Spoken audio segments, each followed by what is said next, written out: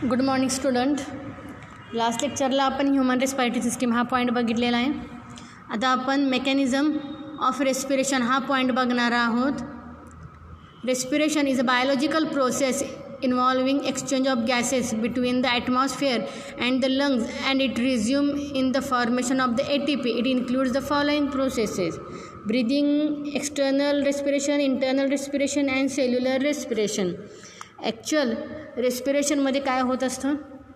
Exchange of gases होतं. कशासाठी? For getting the oxygen घेणे आणि CO2 बाहेर टाकणे ही प्रोसेस याच्यामध्ये होत असते.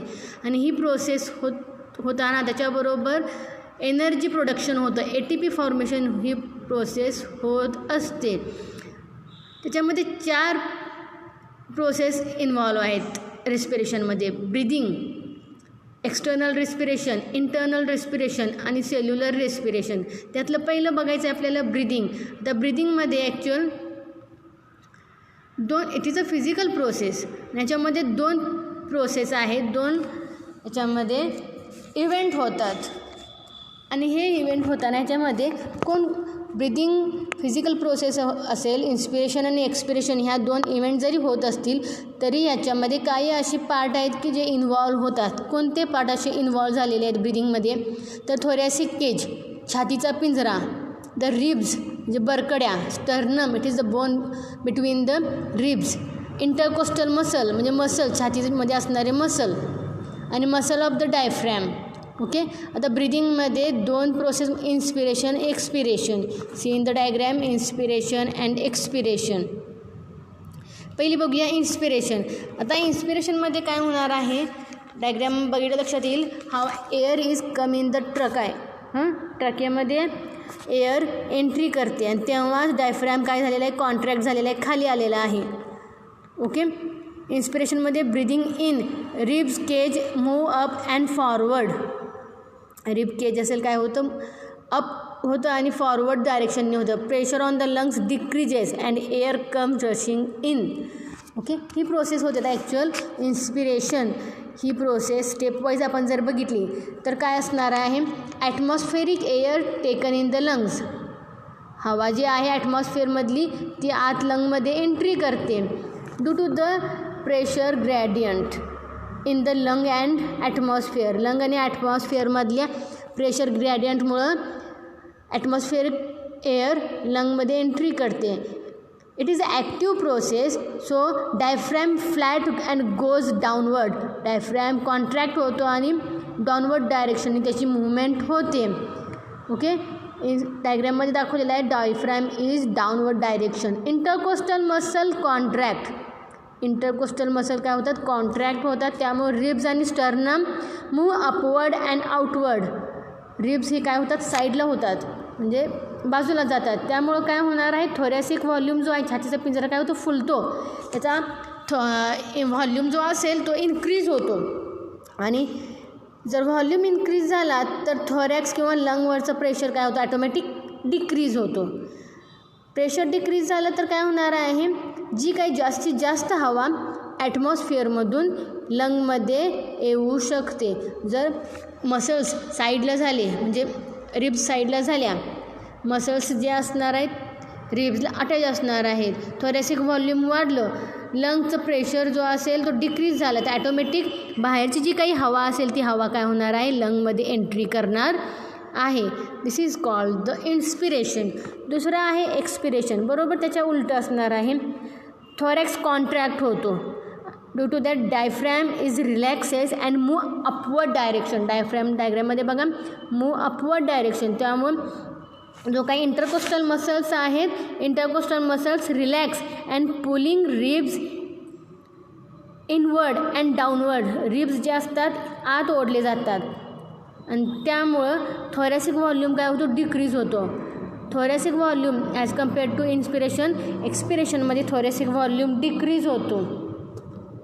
Increase pressure in the thorax. Increase pressure in the thorax for balancing air from lung rushed out. Lung काय होणार आहेत? Rushed out. त्याच्यामधून एअर होणार आहे, हवा त्यातून बाहेर जाणार आहे. इन्स्पिरेशन आणि एक्सपिरेशनमध्ये हाच फरक आहे. इन्स्पिरेशनमध्ये diaphragm flat and goes downward direction, तर एक्सपिरेशनमध्ये diaphragm relaxes and move upward direction. इन्स्पिरेशनमध्ये इंटरकोस्टल मसल कॉन्ट्रॅक्ट, एक्सपिरेशनमध्ये इंटरकोस्टल मसल आर रिलॅक्स. इन्स्पिरेशनमध्ये रिब्स केज जे असणार आहे, इन्स्पिरेशनमध्ये रिब्स केज काय होणार आहे, आउटवर्ड डायरेक्शननी होणार आहे, तर एक्सपिरेशनमध्ये रिब केज इनवर्ड डायरेक्शननी. इन्स्पिरेशनमध्ये थोरॅसिक व्हॉल्यूम इन्क्रीज होणार आहे, एक्सपिरेशनमध्ये डिक्रीज होणार आहे. इन्स्पिरेशनमध्ये थोरॅसिक प्रेशर इन्क्रीज होणार आहे, तर एक्सपिरेशनमध्ये थोरॅसिक प्रेशर इन्क्रीज होणार आहे. इन्स्पिरेशनमध्ये डिक्रीज, एक्सपिरेशनमध्ये इन्क्रीज. या तऱ्हेनं ह्याच्यामधला हा काय आहे फरक आहे. नंतर आहे एक्सटर्नल रेस्पिरेशन. ओके, आता एक्सटर्नल रेस्पिरेशन म्हणजे काय असणार आहे, एक्सचेंज ऑफ गॅसेस याच्यामध्ये होतं. अल्व्हिओलर रिजनमध्ये काय होणार आहे, एक्सचेंज ऑफ गॅसेस होणार आहे. CO2 जो असेल तो बॉडीच्या बाहेर टाकला जातो, ऑक्सिजन आत घेतला जातो. अल्व्हिओलस हे जे स्ट्रक्चर आहे ते कुठं असणार आहे, see in the diagram, this is the respiratory system. याच्यामध्ये alveolus it consist of a layer of simple squamous epithelium resting on basement membrane. It is associated with the capillaries network. Okay, कॅपिलरीच्या नेटवर्कमध्ये असणारं हे structure alveolus असणार आहे. Like bunch of the grapes, द्राक्षाच्या घडासारखं structure दिसत असतं, ज्याच्यामध्ये ब्लडचं नेटवर्क असणार आहे. Capillary network and alveoli wall form respiratory surface for the gases exchange between the alveolar air and the blood. Network तयार होतं अल्व्हिओलर आणि कॅपिलरीचं, त्यामुळं रेस्पिरेटरी सरफेस जे आहेत ते रेस्पिरेटरी सरफेस कशासाठी, गॅसेस एक्सचेंजसाठी उपलब्ध करून दिले जातात. ओके, डिफ्युजन होत असतं गॅसेसचं from higher partial pressure to the lower partial pressure. आता याच्यामध्ये डायग्रॅममध्ये बघा, पार्शियल प्रेशर हे जे असणार आहे, CO2चं पार्शियल प्रेशर ब्लडमध्ये 45 mmHg जे आहे, तर एअरमध्ये 40 आहे. ओके, त्यामुळे हायर प्रेशर ब्लडकडून एअरकडं CO2ची मूवमेंट होत असते. तर ऑक्सिजनचं ब्लडमध्ये 40 आहे आणि एअरमध्ये 104 आहे. त्यामुळं एअरमधून ब्लडमध्ये ऑक्सिजनची मूवमेंट होते. CO2ची मूवमेंट ब्लडमधून एअरमध्ये का होते, तर ब्लडमध्ये CO2चं प्रमाण जास्त असतं आणि एअरमध्ये कमी असतं. त्यामुळं ब्लडमधून म्हणजे आपल्या बॉडीमधून CO2 बाहेर जातं आणि ऑक्सिजनचं प्रमाण हे हवेत जास्त असतं आणि बॉडीमध्ये कमी. त्यामुळं हवेमधलं ऑक्सिजन आपण इनटेक करतो. This is the actual process why the inspiration and expiration takes place. Due to that differences, gaseous diffuses its higher pressure to the lower pressure between the alveolar blood. Okay, आता याच्यानंतर असणार आहे pulmonary volumes and the capacities. आता त्यातलं पहिलं असणार आहे, त्याच्या अगोदर ही डायग्रॅम एक आहे तुम्हाला, exchange of gases between the alveolus and capillary. Blue कलरचे सेल म्हणजे काय आहेत, RBC. रेड कलरचे पण RBC आहेत, पण ब्ल्यू कलरचे सेल म्हणजे काय आहेत, ज्याच्यामध्ये डिऑक्सिजनेटेड असणारे ऑक्सिजन नसणार आहे, डिऑक्सिजनेटेड ब्लड असणार आहे. आणि रेड कलरचं म्हणजे ऑक्सिजनेटेड ब्लड असणार आहे. डिऑक्सिजनेटेड ब्लडला जेव्हा ऑक्सिजन मिळतं तेव्हा त्याचं कन्व्हर्जन रेडमध्ये होतं. ब्ल्यू कलरच्या RBCला जेव्हा ऑक्सिजन मिळतं तेव्हा त्याच्यापासून रेड कलरच्या RBC तयार होतात. Oxygen plus haemoglobin form the oxy haemoglobin, म्हणजे त्या RBCमध्ये हिमोग्लोबिनमध्ये ऑक्सिजन पुरवठा झालेला आहे. आणि ब्ल्यू कलर्स म्हणजे ह्याच्यामध्ये CO2चं प्रमाण जास्त आहे, त्यामुळं CO2 बाहेर टाकलेला आहे आणि ऑक्सिजन आत घेतलेला आहे. अल्व्हिओलसमधून CO2 बाहेर टाकलं जातं टू द एअर आणि ऑक्सिजन आत घेतलं जातं in the cell. This is the exchange of gases takes place in the alveolus. ही प्रोसेस याच्यामध्ये होत असते. Pulmonary artery and pulmonary vein are the exception for the artery and vein. Actual आर्टरीमध्ये oxygenated blood असतं आणि व्हेनमध्ये deoxygenated blood असतं, पण याच्यामध्ये आर्टरीमध्ये डिऑक्सिजनेटेड ब्लड आहे आणि व्हेनमध्ये ऑक्सिजनेटेड आहे. This is exception. Okay, now we have to study about the pulmonary volume and the capacities. Lung व्हॉल्यूममधला पहिला आहे tidal volume TV. It is a volume of air inspired or expired during normal breathing. किती असणार आहे 500 ml. Normally air जी inspired होते किंवा expired होते त्याला म्हटलं जातं tidal volume. Inspiratory reserve volume, the maximum volume of air or the extra volume of air that is inspired during the forced breathing in addition to the tidal volume. It is a 2000 to 3000 ml. Maximum volume जी inspired होते त्याला म्हटलं जातं इन्स्पायरेटरी reserve volume IRV. आणि जे expired होते maximum volume एअरचं त्याला म्हटलं जातं ERV एक्सपायरेटरी रिझर्व व्हॉल्यूम. ती असते 1000 ते 1100 ml.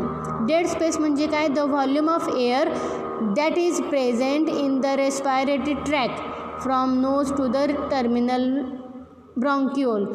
जी हवा नाकापासून ब्रॉन्क्युलपर्यंत असते त्याला म्हटलं जातं डेड स्पेस. ही किती असणार आहे? 150 ml हवा आपल्या ह्या गॅसेस एक्सचेंजमध्ये जी इन्व्हॉल्व होत नाही, म्हणजे त्याच्यामध्ये काही प्रमाणामध्ये हवा असते लंग सोडून, बाकी त्याच्यामध्ये असणारी हवा. Dead space. रेसिड्युअल व्हॉल्यूम म्हणजे काय? The volume of air that remain in the lungs and the dead space even after the maximum inspiration. It is 1100 to 1200 ml. असं व्हॉल्यूम की लंगमध्ये अशी एअर की जी लंगमध्ये कायमची असते काही प्रमाणामध्ये त्याला म्हटलं जातं रेसिड्यू म्हणजे राहिलेली हवा त्याला म्हटलं तर रेसिड्युअल व्हॉल्यूम. अशी हवा की जी लंगमध्ये असते. त्याच्यानंतर लंग कपॅसिटी 2 टाईपचे आहेत. टोटल लंग कपॅसिटी किती असते? लंग कपॅसिटी 5200 ते 5800 ml एवढी लंग कपॅसिटी असणार आहे. जास्तीत जास्त तेवढी आपली लंगमध्ये हवा येऊ शकते. तर व्हायटल कपॅसिटी म्हणजे काय? Maximum amount of the air that can be breathed out after the maximum inspiration झाल्यानंतर जी काही जास्तीत जास्त हवा आपण बाहेर टाकू शकतो किंवा श्वासोश्वास करू शकतो त्याला म्हटलं जातं व्हायटल कपॅसिटी. किती असणार आहे? 4100 to 4600 ml. म्हणजे हे व्हायटल कपॅसिटी म्हणजे काय? Tidal volume, inspiratory reserve volume, expiratory reserve volume या सगळ्यांना मिळून काय म्हटलं जातं? Vital capacity. Okay, this is the mechanism of the inspiration, expiration and exchange of gases between the external respiration. आज 2 पॉईंट बघितले आपण, ब्रीदिंग आणि एक्सटर्नल रेस्पिरेशन. ओके, नेक्स्ट लेक्चरला आपण इंटर्नल रेस्पिरेशन आणि सेल्युलर रेस्पिरेशन बघूया. 2 पॉईंट लक्षात ठेवा. ब्रीदिंग इन्स्पिरेशन आणि एक्सपिरेशन आहे आणि एक्सटर्नल रेस्पिरेशन म्हणजे काय? Gaseous exchange which takes place in the alveoli by forming the partial pressure in the carbon dioxide and the oxygen. Carbon डायऑक्साईडचं किती आहे, ऑक्सिजनचं किती आहे हे नोट डाऊन करून ठेवा. याच्याशिवाय इन्स्पिरेशन आणि एक्सपिरेशन मधला जो डिफरन्स आहे तो नोट डाऊन करून ठेवा. It is the homework for that. Okay, आणि ह्या जे काही डेफिनेशन्स आहेत त्या डेफिनेशन्स पाठ करून ठेवा. ओके, थांबूया आपण. थँक्यू.